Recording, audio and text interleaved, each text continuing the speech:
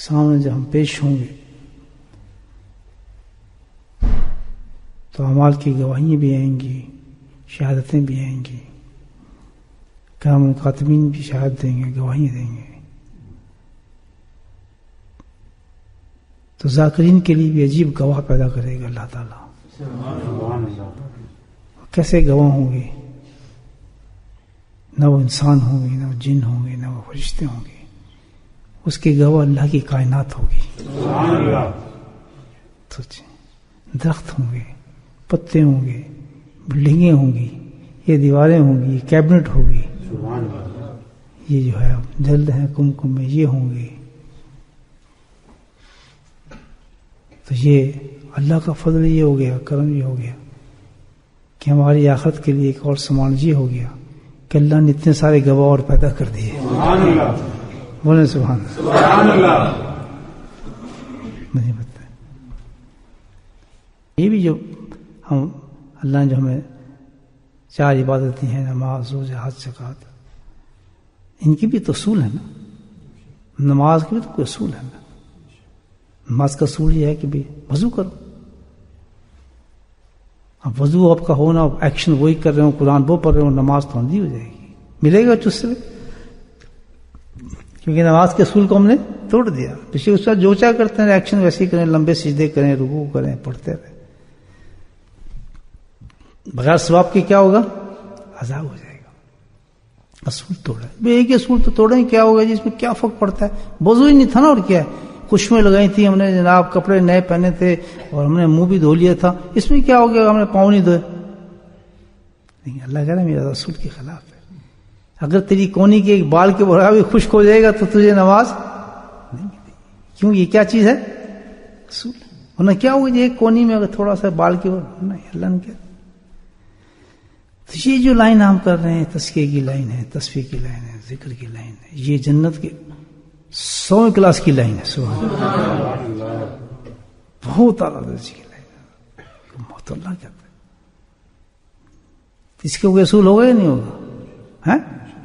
جاننا چاہیے نہیں؟ جانیں گے. اگر بغیر اصول کو چلتے رہیں گے تو پھر یہی ہے بھائی مجھے نہ کچھ کہنا، میں تو پہنچ جاؤں گا اوپر، پھر آپ نیچے نہ ہو گئے. ہمارے شیخ نے جو اصول بتایا تھے ہم تو کرتے رہے. کرنے والی بات ہے کیوں جی؟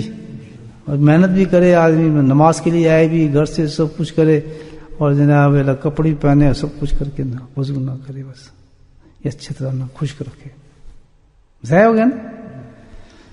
تو اسی عبادت کے بھی وہی اصول ہے. مرضی جو آپ کریں تو آپ کی مرضی ہے، زبردستی تو نہیں، لیکن اصول ہے. اصول کے بغیر کچھ کام نہیں چلتا. آپ پوچھیں گے کس لیے؟ کہ تزکیہ اس لیے ہے کہ تزکیہ ہی سے اخلاص ملتا ہے آدمی کو. کیا ملتا ہے؟ اخلاص. اور اخلاص ہی پہ سارا کام بنتا ہے. اس لیے اللہ نے اس کو ہائی درجے پہ رکھا ہے. سب سے ہائی درجہ ہے تزکیہ کا جو ہم تم کر رہے ہیں. کاش اللہ اس میں یہ ہے کہ کامیاب ہونے والا بھی مشکل سے کامیاب. CSS کا امتحان ہے الحمدللہ. جیسے ہائی کلاس امتحان ہوتے ہیں نا، CSS سمجھتے ہیں ہمارے ملک میں سب سے بڑا امتحان ہے یہ. تو یہ جو امتحان ہے اتنا ہائی لیول کا امتحان ہے کہ اس میں اسٹوڈنٹ پاس ہونے والی بہت کم ہے. یہ بھی یاد رکھ لیں. میں نے آپ کو مثال دے دی کہ اتنے بڑے شیخ کی جس کی کمر کی ہڈی بھی نکل آئی تھی، فیل ہو گیا نہ ہو گیا. ایک ہی ان اصولوں پہ کام کرنے والا ہو جائے، کسی مرد یا کوئی عورت الحمدللہ اس کا کام بن جائے. حضرت نے مجھے فرمایا ہے فاروقی صاحب،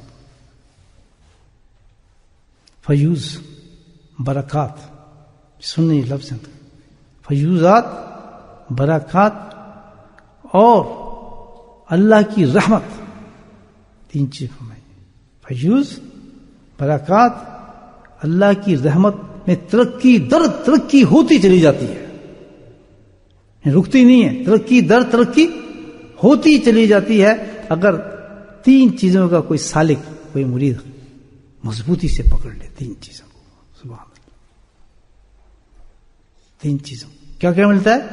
فیوزات برکات اور اللہ کی رحمت مزید در مزید ترقی کرتی چلی جاتی ہے اگر 3 چیزوں کو کوئی سالک. یہ اب اس اسٹوڈنٹ کے لیے ہے، یعنی اب دوسری والی بات نہیں کر رہی، جنت کے درجات والوں بندوں کی بات کر رہی ہے.